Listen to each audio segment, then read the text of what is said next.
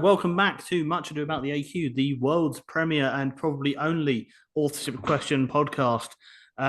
If you can find one that's better, then don't tell us because it will hurt our fragile egos. Uh, if you are watching us on YouTube, you will notice we are wearing the same clothes and are in the same place. We're trying to record a little bit of a batch so we don't fall behind again. So it's not that we haven't been home and gotten changed. We haven't, but it's only been about 10 minutes since the last episode. So it would have been stranger if we had. My name's Joe Payne. I am your host. I am the expert to a layman to an expert on the authorship question. I'm here mostly as a foil to Christian, who will be essentially going through his Twitter feed as we did last time. Christian, do you want to introduce yourself? Yes, I'm Christian Taylor. I'm co-host of the podcast Much Ado About the AQ. I'm very glad that we're back in action after an hiatus terribilis. Lots of people have been reaching out to me and online and basically saying, where's the podcast? And, words to that defect. So it's good to be back in the thick of it. Yes. It's good to be back and apparently breaking down Stanley Wells' book.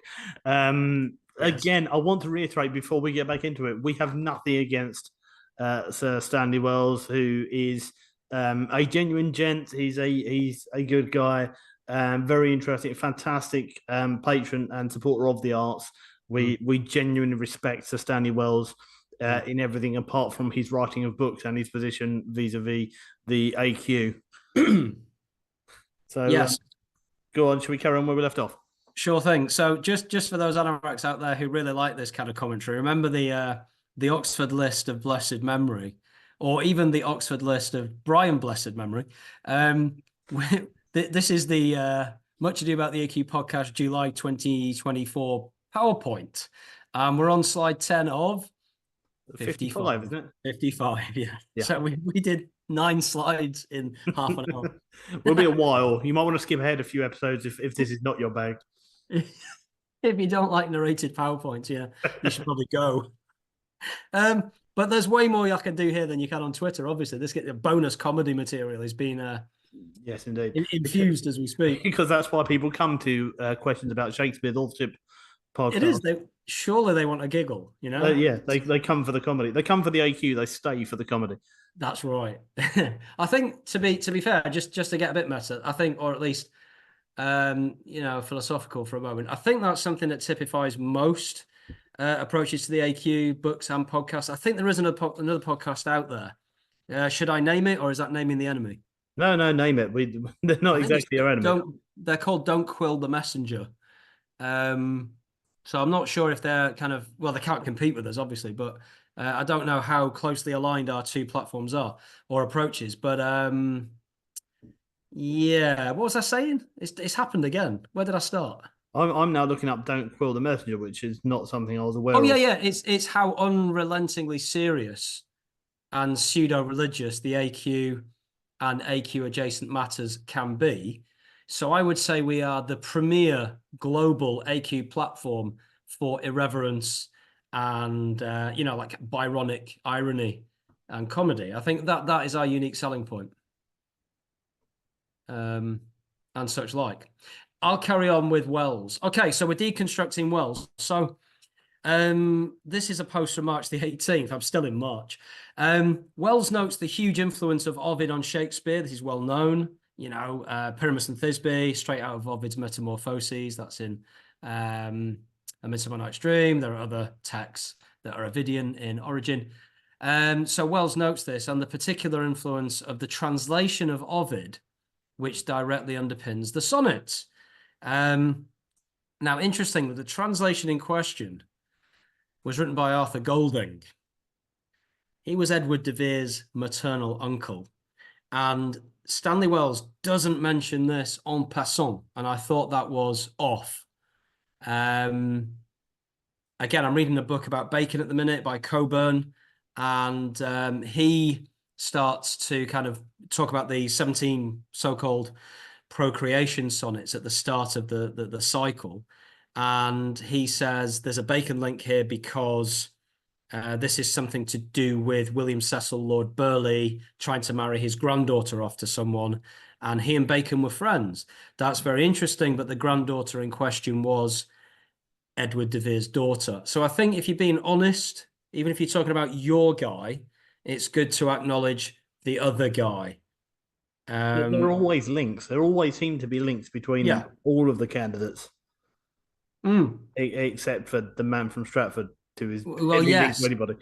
And Marlowe post 1593 because of the death / disappearance. But yeah, De Vere, Bacon, they crop up a lot. For obvious reasons, one was an earl, one was attorney general and a philosopher, and a very important man, a man in the Elizabethan court, very well connected and so on. But, De Vere, Wells and Coburn, they don't seem to want to mention the other guy so much because it could detract from their line of argument. And I think that's a bit off. Now, Wells says the sonnets, so still apropos the sonnets, he says they date to circa 1593. Interesting year, because of course that's the year Marlowe dies. It's the year Venus and Adonis, the first production by Brand Shakespeare, appeared, which is also based on Ovid, of course. But Wells says the sonnets date to 1593, and then he talks about the opening 17 sonnets. Now, if you're a De Verean or an Oxfordian, 17 is a very important number.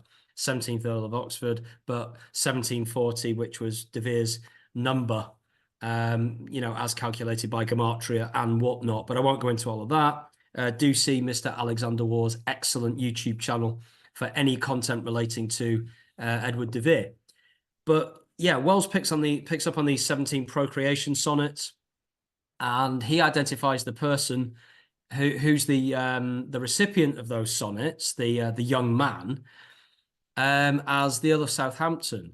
Now, the interesting thing here is that the Earl of Southampton, apart from having at one time been proposed as a suitor to Elizabeth Vere, Oxford's daughter, he is constantly told in these sonnets to marry. From fairest creatures we desire increase, that thereby beauty's rose might never die. Paraphrase. Get married and have kids. Well, that's a very interesting thing to say if, for example, you're Edward de Vere, because you're telling your future son-in-law to marry your daughter and have children. If you're an earl, these things matter. But obviously, if this is the guy from Stratford, how on earth would he be talking to an earl, okay, in that tone of voice? And then there's another problem, which is that Southampton was born in 1573, so he would have been 20 in 1593, which is when Wells says the sonnets happen or were written. Shakespeare at that time would have been 29. And the problem, of course, is that there's this avuncular tone. The person speaking to the alleged Earl of Southampton, or the young boy, the young man, adopts an avuncular tone, a paternalistic tone, you could say. But a 9-year gap wouldn't really explain that. De Vere, of course, was born in 1550. So, he was 23 years older than Southampton. So I just thought, again, Wells misreads the sonnets, and I think the whole premise is that Shakespeare and the Earl of Southampton were known one to the other, and that's just piffle. Bacon knew the Earl of Southampton, and the Earl of Southampton was a ward of court, royal ward of court, and he grew up with De Vere, So again, this is not mentioned in Wells's book, which I think is a weakness. Are you still there? I am. I'm actually, believe it or not, just reading about Don't Call the Messenger. Are they an AQ themed podcast? They are an AQ themed podcast. I mean, they seem to go on, believe it or not, more asides than we do. But I think that's just in the search of that elusive thing called content. Challenge accepted. Hold my mead. Yeah, they seem to be. But I think calling ourselves the premier AQ podcast might be doing them something of a disservice. They certainly have been more successful than us. They have a Patreon and everything, and nobody gives us nothing to do this. But good on them. That's true, everybody. But if you do want to start giving us something, then that's equally fine. Yeah, feel free. If there is a call to start up a Patreon, I will do it, and we'll give you bonus content. But I can't see it happening. We'll give you outtakes. Yeah, outtakes. I mean, most of them make it into the show. To be honest, we didn't have the show is an outtake. Yeah, it's an ongoing outtake, but it's really interesting stuff, and I will give it a listen because I wasn't actually aware of it. Hmm. That said, we are. I'm going to go with we are the UK's premier AQ Yeah, podcast. they're American, aren't they? Yeah, they are American, so we are we are Britain's and therefore the home of Shakespeare's premier AQ podcast. That's who we are. Yeah, It's what so we is. apologies for the interruption. I was just and they've been going for a while actually. They started in 2019, presumably during the pandemic. Mm. So No, good, yeah, so good, fair play to them.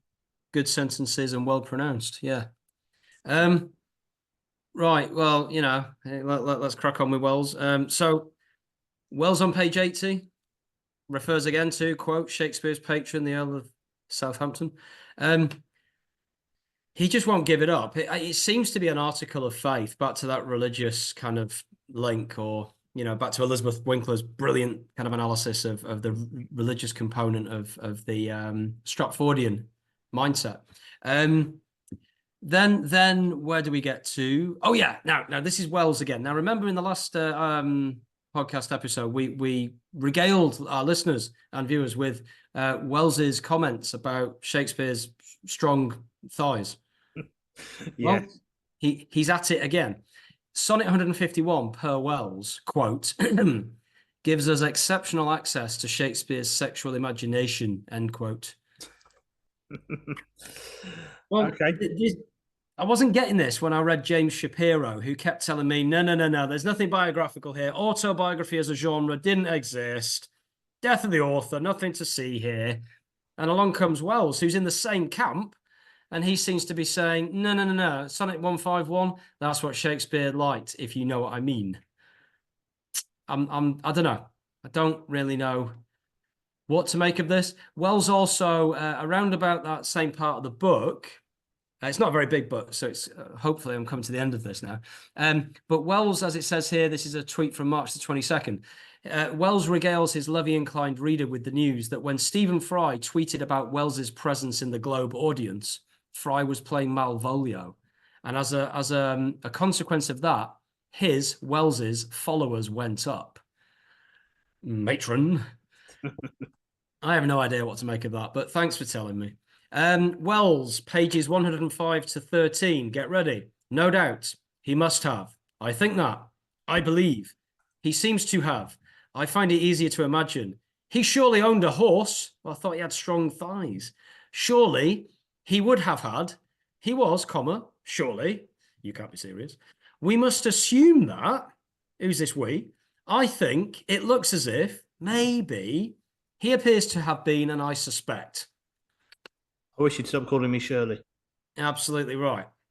I just think, had he just called the book something like What I Think Shakespeare Might Possibly Have Been Like a Bit, I'd have been fine with it. I wouldn't have even reviewed or it. if a subtitle. Yeah. What Shakespeare is really like, we think. Allegedly, yeah. Yeah. Asterisk. And a footnote. Yeah. I mean, it's just all tosh. I hadn't realized I'd spent so much time deconstructing him, but there's another kind of series of tweets, easy to rattle through. Wells claims that one of the most radical things he did as editor of, I think, the Oxford or the Arden Shakespeare, was to release an edition of Henry IV Part 1 listing Falstaff as a castle. That's brave. Oldcastle was an actual person, and then the name was changed to Falstaff to not offend the family, if I remember correctly. Well, as I say in the Twitter feed, fearless innovator, eh? Then he gets to his final chapter, and Wells, he kind of waxes nostalgic at this point, talks about his 8 decades in Shakespeare. And he kind of goes into anecdote mode. Prince Philip saying one of his books made him more of a Shakespeare skeptic, which I thought was kind of weird to put in the book. And King Prince Charles's comment after all these years, Stanley, as he knighted him. Oh, and he on page 138 he talks about my old friend Dame Judi Dench. Well, isn't that lovely? Just going to drop a few names in there. We've got the king in there. We've got the last royal consort. We've got Judi Dench. I don't know. And then, yeah, I really don't know what else to say apart from the footnote to everything, which is that Wells and Paul Edmondson printed the sonnets not as per the 1609 first imprint, but in chronological order, they claim. Yes, this well-known chronological order that we have and is established. Yes, and which is beyond Of rebuttal, course, but not, yeah. very much. So yeah, as I say, I would give Sir Stanley Wells's What Was Shakespeare Really Like 1 star. Um, Cambridge University Press published it in hardback. I mean, what am I doing wrong? Everything, seemingly. Um, for those of you, by the way, who want to explore the alternative and want to read the dramatic equivalent of Frank Zappa's complete opus, you might want to go to Amazon Books and type in Kit Marley and read Stratford or Doctoring Faustus. Plug ends. Don't, it's a trap. Okay, how are we doing for time, Joe? We're good. We got a few minutes yet. Okay, so as I then said, around about the end of March, I got bored and had a look for another book, and we've got the Marlowe Research Library downstairs, and there's a book in it. David Rees Williams, There are 1960. several books in it, in fact. There are several books. Yeah, to be clear, it's not a room with a book in it. That would be great, but it isn't. That'd be great, but very silly. Yeah, I found a book, among many others, called Shakespeare, Thy Name is Marlowe. This by David Rees Williams, 1966. And I believe I go on to kind of have a look at that. I love how Welsh this guy is, and the fact that it comes from the Aberdare Library and was then donated to the Marlowe Society is fantastic. Yeah, yeah. And there's a great range of stock in that library. And if you do want to come and look at the library, you're a visiting scholar or a Marlovian, or even if you just like libraries, go to the Marlowe Society website and you can, as it were, book yourself in. It links to the school, and yeah, as long as you are. There are books I've never seen anywhere else. There are AQ books in there. There are books on Shakespeare in there. It's books I've never seen or heard of elsewhere, and we've looked at a fair number of books about the AQ. Yes, there are books by Gary Taylor and James Shapiro. It's not a conspiracy library. It's a Marlowe and extended Marlowe terrain library. It's very good stock. And then there's our first edition folio, leather bound, of the complete works of Beaumont and Fletcher, which is an original edition. You know, kind of. I don't know if anyone dated it, but it's kind of 17th century anyway. So we've got all sorts. We've got Marlowe's Wood. Mm-hmm. We do have Let's Marlowe's not forget Wood. Son of Manwood, Marlowe's Wood. You may stroke Marlowe's Wood if you wish. But Yep, it does not produce splinters. no. It's a very gentle wood. Right, so so the David Rees Williams book, yeah, Shakespeare, Thy Name is Marlowe. So on page 13, the good Williams says, all the biographies which credit Shakespeare with an education are based on speculation. Boom! This is common sense pragmatism from the 60s, the age of decadence and Woodstock. And this guy is just talking sense. Page 16. Well, this is where he goes slightly into full Marlowe conspiracy mode. But on page 16, he says, permission must eventually be obtained to examine the coffins in the Walsingham crypt. So he does go from pragmatism to let's do some grave robbing pretty quickly. I mean, don't we all? But, that's just, that's Tuesday in my neck of the woods. Yeah. But, Calvin Hoffman did open the Walsingham tomb, or have it opened. It was an inconclusive event, I suppose, but it certainly, got rid of one theory, which is that Thomas Walsingham, Marlowe's patron and alleged lover, had been buried with the manuscripts of the plays. Now, where are we up to now? Yeah, so then he talks about, so basically what Williams is doing is he's building a case for Marlowe, and it's a very familiar one, but this book from the 60s I thought was interesting because it kind of post-dates Hoffman and predates obviously more kind of modern approaches to the Marlowe argument. But as I say in one of my tweets, although Dr. Thomas Corwin Mendenhall's stylometrics analysis has been superseded and poo-pooed and dismissed, as Williams notes in his book, Mendenhall wasn't a chump. He wasn't some kind of conspiracy theorist. He was professor of physics at Ohio State University and president of the Rose Polytechnic Institute in Indiana, for what it's worth. So it's just to show that there have been some very serious efforts in the field of stylometrics. I know Ros Barber's, kind of invested in that as with her background in computer science. And then we've got Barry Clark, I think, is that the right name? I'm going to offend him if I've forgotten his name. No, that is him. Yeah, who's written recently on the rare collocations profile method for establishing, a Baconian influence in the plays of Shakespeare. And that's a very serious scholarly tome. It was his PhD. So yeah, people are looking to stylometrics. They're not just counting words of the same number of syllables, but that's where Mendenhall began. And the modern kind of attempt is obviously using or uses computer software models and other things that you understand that I don't. But Yep. thought that was interesting. I was just reading about David Rees Williams. He was an American congregational and Unitarian minister. Oh right. Yeah, he was a priest, and then he would write this one book about Marlowe. Shakespeare's name is Marlowe, and then would fade into obscurity for the most part. What a way to go. Yeah, born 1890. He Wow. died 4 years after this book was published. Okay, so basically a swan song in some Yeah. respects. Well, I enjoyed it. I read it in a day. It's very, very small, but really, really kind of punchy. He elsewhere in the book notes that neither Henslow's diary, very meticulous, used to list payments to playwrights and properties used in plays, nor his son-in-law and partner Edward Allen's detailed records list any payment or even reference to a Shakespeare or Shakespeare. Not one mention in his list of actors, page 57. Again, what I like about all the books I read, whether they're Baconian, Oxfordian, Marlovian, they're the Derbyites out there, you can read any of the books. But the one thing, it's like the middle of a Venn diagram, upon which we are all agreed, is that the Stratford guy, the Midlands malt merchant, Stratty Bill, he didn't write anything. And then we all start squabbling about the guy we think is our guy. I can't help but think when we get our reason, when we work out, because that's always the thing with conspiracy. This is, a massive historical conspiracy if it turns out to be true. We've got to find our reason why. Who stands to gain from it and why? Because at the moment, that's the big flaw in the AQ for me is that who stands to gain from pretending to be this bloke from Warwickshire?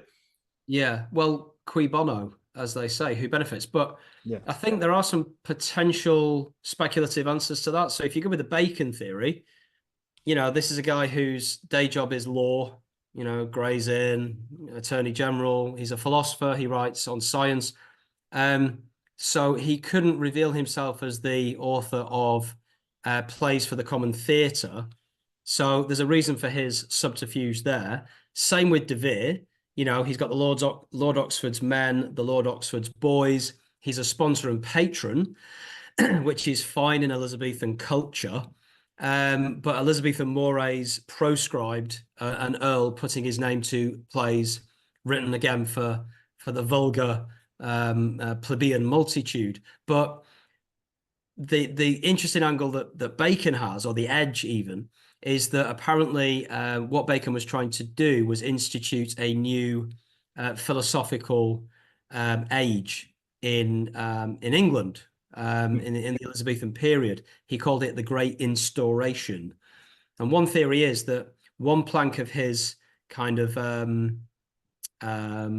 establishing of this Great Instauration, this kind of like radical mental and philosophical paradigm shift, is his serious philosophical and scientific works. And then the other angle for the common multitude was the plays.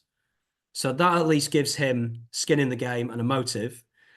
For Oxford, it's the stigma of print and him just basically loving the theatre but needing a reason to hide. And I guess for Marlowe, it's the only thing that I think most compels me to think about why Marlowe did it is the fact that he was just a born writer. And because he had to fake his death, he had to remain incognito. But who knows? Well, presumably, the works of Shakespeare earned a few quid, and our man Stratty Bill, as we like to call him, Although he had some money, I wouldn't say he was massively wealthy. He didn't establish anything huge Mm. where he lived. He had stakes in a theatre, and he seemed to have wealth equivalent. Someone who had stakes in a theatre, not somebody who wrote some of the most successful plays in history. So would it not be possible that Marlowe, in exile in X country, having faked his own death, needed to earn a few bob, and because he wasn't from a rich family that would finance him officially. Plus his alleged father has died in, I think, 1592. I think Yep. Manwood died that year. So yeah, the income stream that he'd had prior and at Cambridge, that's dried up. So yeah, could be that. I'm just suggesting ideas, but either way, I haven't heard a hugely compelling argument from anyone for why would they claim their name? Why would they choose William Shakespeare? I know there's a huge Shakespeare's and things like that, and you've got these slightly coincidental arguments, but they're all very similar to the sort of arguments that Stratfordians make. Yeah, Coburn goes on about why Shakespeare might have been chosen. I think that's everybody's sticking point. Was it an actor who was put out as a front? If you read Ben Jonson's epigram on Poet Ape, he seems to, and Stratfordians say that is about Shakespeare. Well, who is the poet ape? What does he do? Well, he apes other people's work. He acquires out of date, or for want of a better term, out of copyright play scripts, puts his name on them and passes them off as his own. Yeah, I don't know if that answered that point. I've just done that brain fart thing. Did that answer your point? I can't remember. It kind of, to an extent, that we know we don't actually have an answer to it. So no, it's if anyone can find that, or anyone can suggest one that is, with it irrefutable. Yeah. Then, well, there is Mr. War's kind of theory is that Minerva was the shaker of spears. Yeah. And she's also kind of linked to poets. Pallas, is it Pallas Athena or Minerva? Her emblem is the owl, and she carries a spear. And I think it was Oxford who was linked to her by other contemporaries. This is very, very shoddy. I can't remember, but I think that's a possible link. Yeah, I mean, it's a link. I'm not. I remain unconvinced as of yet with that one. I mean, I still don't think it was a man from Stratford, but until when that link is established and is concrete, then I think we'll have our final. This is the man. Yeah. You could even argue the upstart crow thing would apply if Shakespeare was just a front for everything. Yeah. The Green, the Robert Greene. Groatsworth. Yeah, the Groatsworth attack. Yeah. Yeah. That would apply to Shakespeare if he was just a front for someone else's plays. Yeah. Beautifying himself with our feathers and all that. Yeah. So there you go. We're refuting our own points. I love it. But yeah, we're just like demolishing our own argument now. It's great. Yes, but we're building a new argument by demolishing it. And I like it. And that's what this is all about, really, is coming up with those inquiries, those thoughtful things. Right, we better call this episode at that juncture. As is often the case, I will plug yourself on Twitter. I'm not on there anymore. And that's at AQ_Anon76486. You can email us muchadooabouttheaq@gmail.com, and I will reply there. Other than that, you can find our merch store, muchadooabouttheaq.co.uk, and all proceeds from that will be going to charity as soon as we make some. But other than that, thank you very much for listening, if indeed you still are, and have a good day, everybody.